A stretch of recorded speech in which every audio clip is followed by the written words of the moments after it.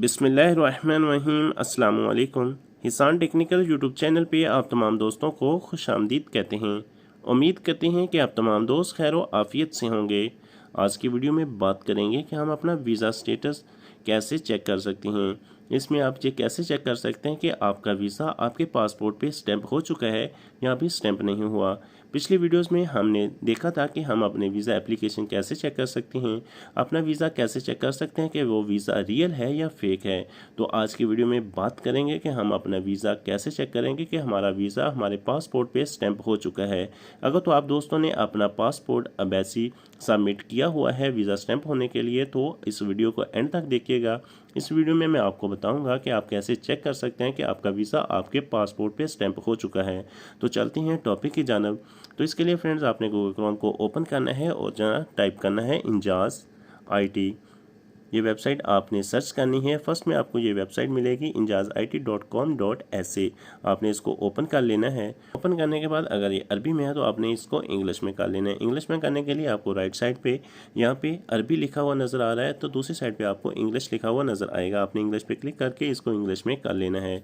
तो उसके बाद फ्रेंड्स आपने इंडिविजुअल पे क्लिक करना है। जैसे आप इंडिविजुअल पे क्लिक करते हैं तो आपके सामने ये पेज ओपन होगा। तो स्क्रॉल डाउन करने के बाद आपको फाइंड एप्लीकेशन डाटा ऑप्शन आ रहा है, आपने इसको सिलेक्ट करना है। इस पर क्लिक करने के बाद आपके सामने ये पेज ओपन होगा। यहाँ पे आपने अपना passport number, nationality, visa type और अथॉरिटी सेलेक्ट करने के बाद कैप्चर कोड के साथ इसको सर्च करना है। तो मैं जल्दी से ये रिक्वायरमेंट को फुलफ़िल कर लेता हूँ। जी फ्रेंड्स, मैंने तमाम चीज़ें फुलफ़िल कर ली हैं। ये इसमें मैं आपको दो एप्लीकेशन दिखाऊंगा। एक एप्लीकेशन जिस पे अभी वीज़ा स्टैंप नहीं हुआ, यानी कि वो अभी एप्लीकेशन एम्बेसी को हमने सबमिट की हुई है, और दूसरा एक एप्लीकेशन दूसरी आपको दिखाऊंगा जिस पे वीज़ा स्टैंप हो चुका है, यानी कि पासपोर्ट पे वीज़ा स्टैंप हो चुका है, वीज़ा लग चुका है। तो सबसे पहले मैं आपको वो एप्लीकेशन दिखा रहा हूँ जिस पे अभी वीज़ा नहीं लगा लेकिन वो सबमिट की हुई है। तो ये चीज़ें फुलफ़िल करने के बाद मैं सर्च पे क्लिक करता हूँ। जैसे आप सर्च पे क्लिक करते हैं तो आपके सामने आपका वीज़ा एप्लीकेशन आ जाती है। यहाँ पे आप अपना एप्लीकेशन डेट चेक कर सकते हैं। जिस डेट को आपने एप्लीकेशन सबमिट की थी, अगर तो वो डेट चेंज हो चुकी है तो इसका मतलब है कि आपका वीज़ा स्टैंप हो चुका है। और इसका जो दूसरा तरीका है वो ये है कि इस एप्लीकेशन पे आपको वीज़ा नंबर शो करवाया जाएगा।